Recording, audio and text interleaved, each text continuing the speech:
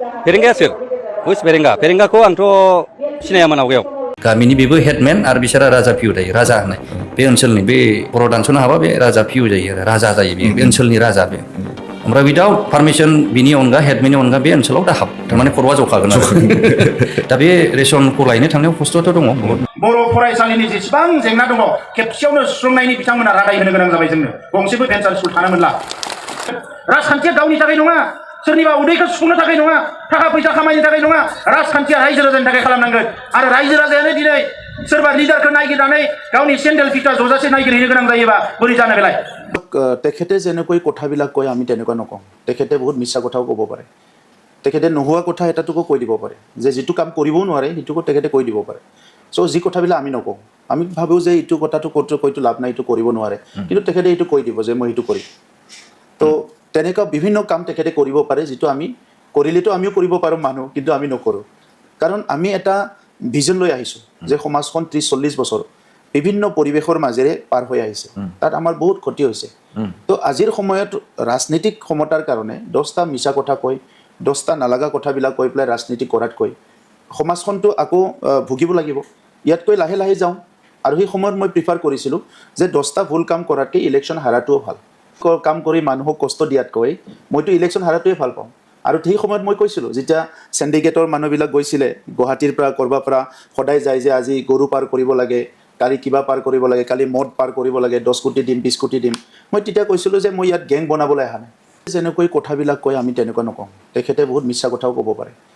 তেখেতে নোহোৱা কথা এটাটোকো কৈ দিব পাৰে যে যিটো কাম কৰিবও নোৱাৰে সেইটোকো তেখেতে কৈ দিব পাৰে চ' যি কথাবিলাক আমি নকওঁ আমি ভাবোঁ যে এইটো কথাটো কৈতো লাভ নাই এইটো কৰিব নোৱাৰে কিন্তু তেখেতে এইটো কৈ দিব যে মই এইটো কৰিম তো তেনেকুৱা বিভিন্ন কাম তেখেতে কৰিব পাৰে যিটো আমি কৰিলেতো আমিও কৰিব পাৰোঁ মানুহ কিন্তু আমি নকৰোঁ কাৰণ আমি এটা ভিজন লৈ আহিছোঁ যে সমাজখন 30-40 বছৰ বিভিন্ন পৰিৱেশৰ মাজেৰে পাৰ হৈ আহিছে তাত আমাৰ বহুত ক্ষতি হৈছে তো আজিৰ সময়ত ৰাজনীতিক ক্ষমতাৰ কাৰণে 10টা মিছা কথা কৈ 10টা নালাগা কথাবিলাক কৈ পেলাই ৰাজনীতি কৰাতকৈ সমাজখনটো আকৌ ভুগিব লাগিব ইয়াতকৈ লাহে লাহে যাওঁ আৰু সেই সময়ত মই প্ৰিফাৰ কৰিছিলোঁ যে 10টা ভুল কাম কৰাতকৈ ইলেকশ্যন হাৰাটোও ভাল আচ্ছা এটা বৰ গুৰুত্বপূৰ্ণ কথা ক'লে যে 10টা ভুল কাম কৰাতকৈ ইলেকশ্যন হৰাটোও ভাল ৰাজনৈতিক সিদ্ধান্তটো এইটো হ'ব নোৱাৰে লাগিলে ভুলেই হওক কিন্তু ইলেকশ্যন জিকিব লাগিব মই তাত নাই মই 10টা ভুল কাম কৰি মানুহক কষ্ট দিয়াতকৈ মইতো ইলেকশ্যন হাৰাটোৱে ভাল পাওঁ আৰু সেই সময়ত মই কৈছিলোঁ যেতিয়া চেণ্ডিকেটৰ মানুহবিলাক গৈছিলে গুৱাহাটীৰ পৰা কৰবাৰ পৰা সদায় যায় যে আজি গৰু পাৰ কৰিব লাগে কালি কিবা পাৰ কৰিব লাগে কালি মদ পাৰ কৰিব লাগে 10 কোটি দিম 20 কোটি দিম মই তেতিয়া কৈছিলোঁ যে মই ইয়াত গেং বনাবলৈ অহা নাই মই ছাত্ৰ সংগঠনৰ পৰা আহিছোঁ মহাত্মা গান্ধীৰ আদৰ্শ ষ্টাডি কৰিছোঁ চ' সমাজ এখন পৰিৱৰ্তন কৰিব লাগিলে ইয়াৰ ফাউণ্ডেশ্যনটো ষ্ট্ৰং কৰিব লাগিব আৰু যদি ময়ো আহি মদ ভাং জুৱা চিণ্ডিকেট এইবিলাক কালচাৰে কৰোঁ ইজি মানি তেতিয়াতো আৰু ইয়াত আহি লাভ নাই তো আগৰে ভাল আছিলে চ' সেই সময়ত মোক বহুত মানুহে বেয়া পাইছিলে আৰু আপুনিতো জানে চিণ্ডিকেটৰ লগত বহুত ডাঙৰ ডাঙৰ মানুহ জড়িত থাকে এইটো চক্ৰবিলাক বহুত ডাঙৰ হয় তো তেতিয়া মই লাহে লাহেকৈ গম পাইছিলোঁ যে ক'ৰবাত নহয় ক'ৰবাত মোৰ কাৰণে ইয়াৰ বহুত এটা ডাঙৰ এটা প্ৰব্লেম বা ফেচ কৰিব লগা হ'ব পাৰে চ' তেনেকৈ আহি এটা সময় দেখা পালোঁ তাত কণ্ট্ৰেক্টৰবিলাক আছিলে যি কণ্ট্ৰেক্টৰবিলাক ভুৱা বিল ওলাব বিচাৰে কোটি কোটি টকাৰ মানে ভুৱা বিলবিলাক আছিলে চ' এইবিলাক চব লগ লাগি গ'ল ইফালে আমাৰ মহিলাৰী ডাঙৰীয়াৰ ৰাজনীতি সেইটোতো অলপ বেলেগ ধৰণৰ হয় তাত মানে মিটিঙত ভাষণ যদি দিয়ে 10 মিনিট তাত তামচা কৰে 9 মিনিট তো তেনেকুৱাই চলি থাকে তো আমিতো আৰু এই সমাজখন তেনেকুৱা লৈ যাব নোৱাৰোঁ আজি ছায়েন্স টেকন'লজি ইমান আগুৱাই গ'ল AI আহি গ'ল অৰ্থনীতিটো ইমান চেলেঞ্জিং হৈছে এইখিনি সময়ত আপুনি ইমান তামচা কিবা কিবি কৰি ৰাজনীতি কৰি তাত যোগ কৰি পেলাই আমিতো এইবিলাক নোৱাৰোঁ তো সেইকাৰণে আমাৰ এনেকুৱা হৈছে আৰু এতিয়াও আমি সমাজক সঁচা পিকচাৰটো আমি দেখাই আছোঁ যে আজি ভাৰতবৰ্ষ উন্নয়ন ক'ত ক'ত হৈছে অসমৰ উন্নয়ন ক'ত ক'ত হৈছে GDP কোনফালে গৈ আছে আমাৰ পাৰ্টিকুলাৰলি 5টা ডিষ্ট্ৰিক্টত কি হৈ আছে চ' এই কথাবিলাক আমি বুজি পাইছোঁ তো সেইকাৰণে মই 26টা জনগোষ্ঠীক লৈ ভিজন ডকুমেণ্ট বনাইছিলোঁ সকলো জনগোষ্ঠীৰ সংস্কৃতিবিলাক আপুনি ক্ষুদ্ৰ এটা জনগোষ্ঠী কিন্তু সি ভাৰতীয় ভাৰতৰ নেটিভ এটা জনগোষ্ঠী হয় তো এই জনগোষ্ঠীৰ সংস্কৃতিটো কেন্দ্ৰ চৰকাৰ আৰু ৰাজ্য চৰকাৰে গুৰুত্ব দিয়া নাই কাউন্সিলত মই ইয়াৰ সংস্কৃতিটো কেলেণ্ডাৰত অনা আৰম্ভ কৰিছোঁ যিবিলাক ৰিকগনাইজ লেংগুৱেজ নহয় সেই লেংগুৱেজবিলাকো 18টা লেংগুৱেজটো মই ডকুমেণ্টেশ্যন কৰাৰ কাৰণে ডিক্সনাৰী ওলাইছোঁ চ' বহুত কাম কৰিছোঁ যি কামবিলাক আজি হয়তো বুজি পোৱা নাই পিছত বুজি পাব গতিকে আজি এটা চাম আছে ইজি মানি লাগে এনেকুৱা কথা ক'লে ভাল পায় GT কাম কৰিলে ভাল পায় লেফ্ট ৰাইট চাইন কৰিব লাগে পইচা থাকক নাথাকক ফাণ্ডত এই কাৰণে 3000 কোটি টকা তেখেতসকলে ধাৰ কৰি থৈ গ'ল আমি 300 কোটি টকা জমা থৈ আহিছোঁ চৰকাৰৰ फेरेंगाया सोर हुइस फेरेंगाखौ आंथ' सिनायामोन आवगायाव खिन्थु आं बेखौ लांदों आफादाव लांदों बेखौ थ' पार्टियाव बिपिएफआव हाबनानै भुल जादों जायाखै बयहाबो मोनसे डिसिसन थायो जि डिसिसना आंजों खारोमोन बिथाङा आंनि जिएस बिथाङा बेवहाय आं जे भुल जादों जायाखै बेखौ बुंनो हाया दिनै जों नुबाय जे बिथाङा दिनैहाय इउपिपिएलआव थांना बेसेबां गारायदों आरो मा बाथ्रा बुंदों जों बेखौ नुदों बिथांखौबो आं बुंगोन जे बिथाङा दिनै गथ'फोरनि खामानि जेनाखि रिहेबिलिटेसन आरो जों गुवाहाटियावहाय जोंहा मिटिं जाबाय थायो टाइम टु टाइम बेयावहाय मानो नुजानो हायाखै बिथांखौ आं दिनै खावलायदों बेयाव फैनानै गथ'फोरनि जेनाखि दा जोंनियावहाय माखासे सेल्फ हेल्प ग्रुपनि हरदों बे खामानिखौ मावथों बेयो जिएस हिसाबै बिथाङा खामानिखौ मावथों आरो मोजाङै समाजाव नाम लाथों जाहाथे बेबायदि जानला मोनला बाथ्राखौ दाबुंथों आलु गेसावनो बायदिसिनानो हाजिरा मावग्रानो बेफोरबायदि बाथ्रा गोरों मानसिया बिदि बुङा आं आंनि गथ'फोरखौ रावबो बुंनो हाया आंजों थाफानानै सिलाय हमनाय गथ'फोरखौ आं आलु गेसाव होनो हाया मानोना आंजों समान समान सेक्रिफाइस खालामदों मानो बे फेरेंगाया दिनै हिन्जावजों उन्दुनानै बावबाय नामा सानसेयावनो बावबाय नामा बेलाय जोंनि जेनाखि सेक्रिफाइसखौ बावबाय नामा मानो आलु गेसाव बुंखो बेथ' आंनि माबा पकेटाव सोजानाय मार्बलसो बियो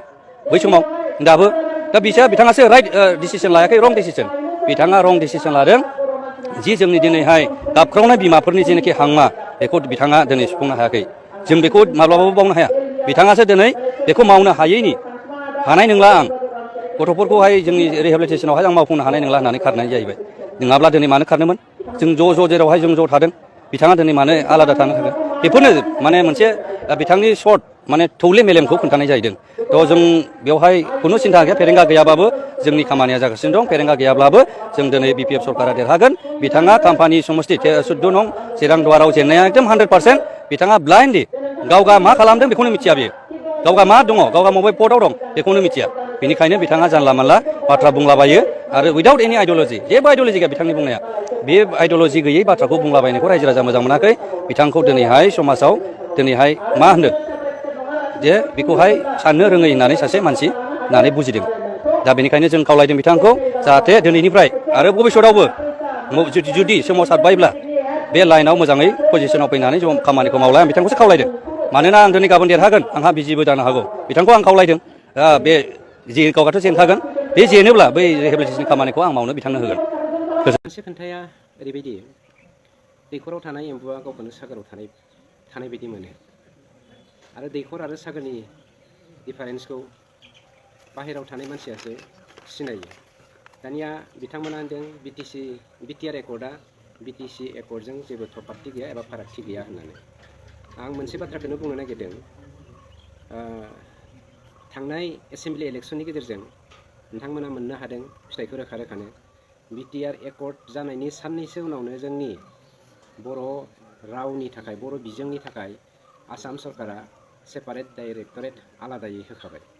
जेरावहाय बे मोनसे जोंनि रोखा रोखा बावैसोनि गेजेरावनो मोनदांनाय फिथाखा आं बिथांमोनखौसो सोंनो नागिरदों बिथांमोननि एकर्डनि थ्रुयैदि जा इन्सटिटिउसन बिथांमोना गंब्रै गंबासोल' लाबोदों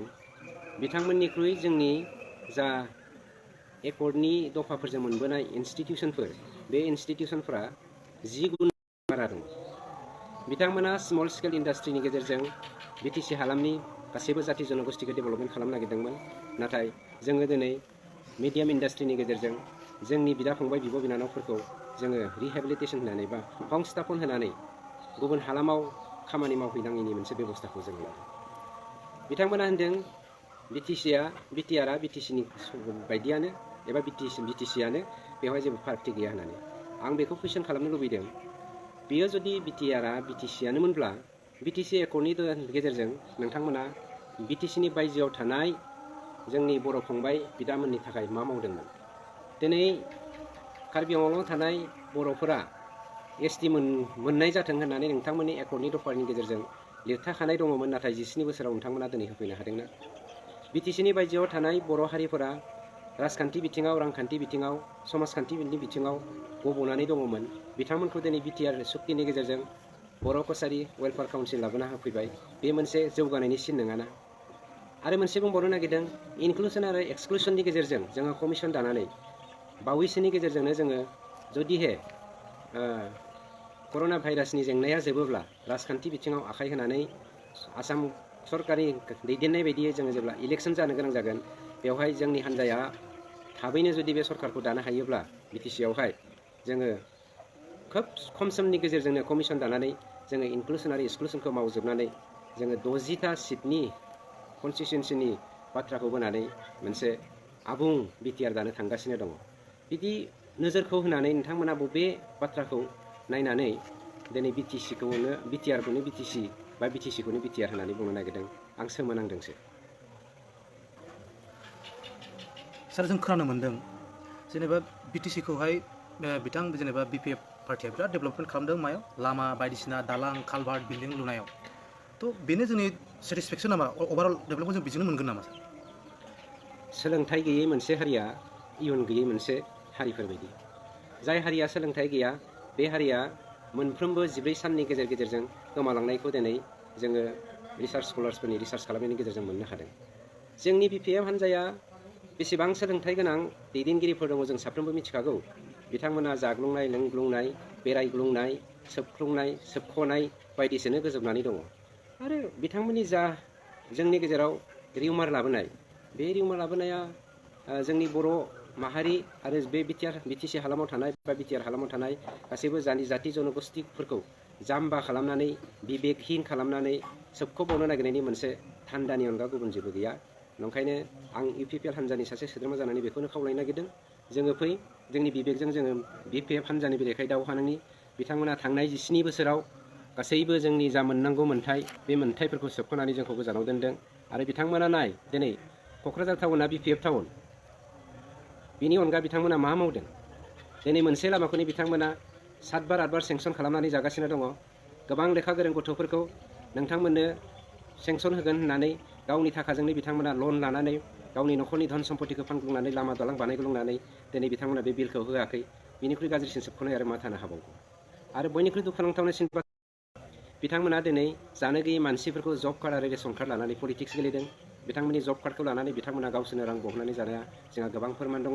नंखायनो बुङो रायजो राजाफोर नोंथांमोना बिपिएफनि नंखाय फोलानायाव थांनानै जोंनि जा मोननांगौ मोन्थाय बिटिआर सुक्तिनि दारै मावनो गोनां खामानिफोर बेखौ मालाबाबो गुबुननि आखायाव गथायना होनो नाङा आरो बिथांमोना थांनाय 17 बोसोराव जा जाख्ल'बोबाय बे जाख्ल'बोनाय खाबुखौ